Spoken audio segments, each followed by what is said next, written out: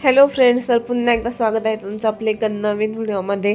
आणि आज आपण बघणार आहोत मसाला वाटाणा, म्हणजे जसा की आपल्याला हॉटेलमध्ये मिळतो त्या पद्धतीचा एकदम आपण बनवणार आहे.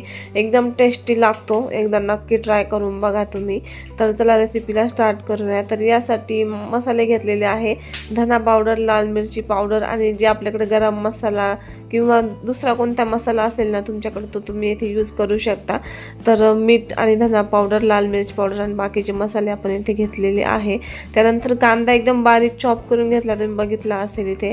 कोथिंबीर, कढीपत्ता, टोमॅटो हे सगळं आपल्याला घ्यायचं आहे. कांदा मस्त बारीक करायचा, म्हणजे जे करून आपल्याला मसाला वाटाणा खाण्याची फिलिंग येते. तर त्यानंतर आता आपण पहिले कढईमध्ये तेल टाकून घेऊ. जसं की आपल्याला ज्या प्रमाणात तेल पाहिजे त्या प्रमाणात आपण इथे तेल टाकायचं.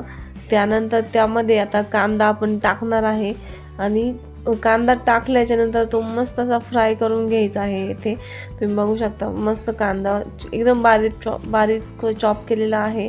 तर या पद्धतीने केल्याने भाजी अजून टेस्टी लागते आणि मस्त असा मसाला तयार होतो त्याच्यामध्ये. असं वाटत नाही की याच्यामध्ये कोणते कोणते इन्ग्रेडियंट्स आपण टाकलेले आहे, म्हणजे तो एकदम कांद्याची ग्रेव्हीसारखं होऊन जाते, एकदम मसाला तयार होतो. तर त्यामुळे या पद्धतीचा कांदा आपण बारीक कापलेला आहे आणि तो तेलामध्ये मस्त असा फ्राय करून घ्यायचा, म्हणजे जसं की त्याला ब्राऊन कलर येईपर्यंत. आता इथे तुम्ही बघू शकता थोडासा आपण त्याला थोडा वेळ कमीत कमी 5-1 मिनिट म्हणजे लाल कलर येईपर्यंत आपण त्याला परतून घ्यायचा.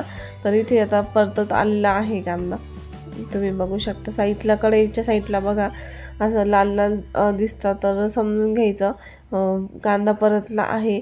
आणि त्यानंतर आता आपण त्यावरून टोमॅटो टाकणार आहे. तर याच्यामध्ये आपण शेंगदाणे, खोबरं किंवा हे काहीच नाही टाकणार आणि थोडीशी वेगळ्या पद्धतीची बनवणार आहे. आणि तुम्हाला ही नक्की आवडेल, खूप छान, खूप टेस्टी लागते. तर तुम्ही नक्की एकदा ट्राय करा. आणि टोमॅटो परतल्याच्या नंतर आता आपण इथे त्यामध्ये जिरे टाकणार आहोत. स्टार्टिंगला जरी जिरे टाकले तरी चालतं किंवा आत्ता टाकले तरी चालतं. तर जिरे पण आता मस्त त्यामध्ये फ्राय करून घेऊया आपण. आणि एकदम मसाला वाटाणा जसा की हॉटेलमध्ये मिळतो तसाच आपला घरी तयार होणार आहे. आणि आता आपण जे बाकीचे मसाले काढून घेतलेले होते ना ते त्यामध्ये टाकले आणि ते पण आता मस्त मिक्स करून घ्यायचे. यामध्ये तुम्ही तुमच्याकडे जे जे मसाले असेल ते तुम्ही टाकू शकता. आणि सगळं महत्त्वाचं म्हणजे मसाले व्यवस्थित परतून घ्यायचे आणि मसाले मस्त पाहिजे आपल्याकडे. लाल मिरची पावडर किंवा जो बाकीचा असते ना ते सगळे असं मस्त मसाला पाहिजे, जेणेकरून आपल्या भाजीला एक टेस्ट येते. तर यामध्ये थोडंसं तेल आपण अजून टाकून घेऊया आणि त्याला थोडंसं परतून देऊया, म्हणजे जेणेकरून अजून त्याला तेल सुटेल आणि ते व्यवस्थित परतून निघेल. तर या पद्धतीने बघू शकता मस्त असं परतलेला आहे मसाला आपला. आणि तुम्ही बघू शकता हा मसाला किती छान तयार झालेला आहे. याच्यामध्ये आता आपण कांदा, टोमॅटो आणि आपले जे मसाले होते ते टाकलेले आहे. आणि त्यानंतर आता आपण त्यामध्ये कढीपत्ता टाकणार आहोत आणि कढीपत्त्याने एक वेगळी टेस्ट येते भाजीला. कोथिंबीर त्यावरून टाकणार आहे. काही कोथिंबीर आपण वरून टाकायची असेल तरीही टाकू शकतो, पण यामध्ये तर मिक्स करायचीच, म्हणजे जेणेकरून एक वेगळी टेस्ट येते भाजीला. आणि हे मस्त मिक्स करून घ्यायचं. हा मसाला तुम्ही बघू शकता किती छान कलर पण त्याला आलेला आहे आणि खूप छान तो परतला पण गेला आहे. तर हा मसाला परतून झाल्याच्या नंतर आता आपण त्यामध्ये वरतून वाटाणे टाकणार आहे.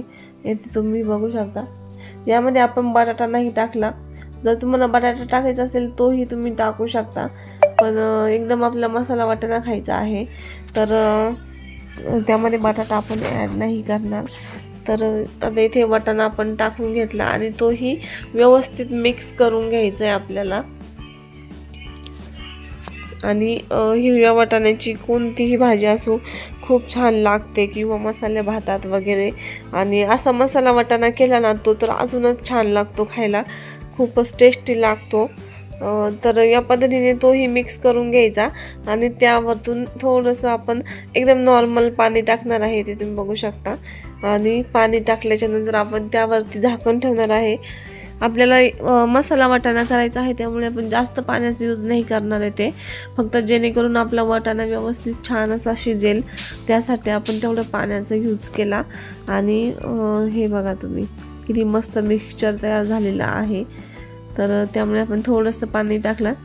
याऐवजी तुम्हाला जर अजून थोडंसं पातळ खायचं असेल तर थोडासा अजून तुम्ही पाण्याचा यूज करू शकता, तसंही खूप छान लागतं. आणि याला आपण आता झाकण ठेवून त्यावरती व्यवस्थित शिजवून देऊ. हे तुम्ही बघू शकता, थोडंसं आपण त्याला ठेवल्याच्यानंतर तरी सुटली आणि त्यावरती आता झाकण ठेवू. आणि झाकून ठेवल्याच्यानंतर थोड्या वेळ शिजून दिलं आता. इथे तुम्ही बघू शकता शिजल्याच्यानंतर तो मस्त असा त्याला वरून थोडीशी तरी आलेली आहे. आणि आता आपण त्यावरती आपल्याला एकदम हॉटेलसारखी खायचं आहे मसाला वाटाणा, तर त्यामध्ये आपण एक चीज म्हणजे एक गोष्ट ॲड करणार आहे, जे करून आपल्याला हॉटेलची टेस्ट येईल. हे असंही खूप छान लागेल. तुम्हाला जर असं खायचं असेल तरीही तुम्ही खाऊ शकता, पण जर एकदम हॉटेलच्या टेस्टसाठी आपण त्यावरतून थोडंसं बेसन पीठ ॲड करणार आहे.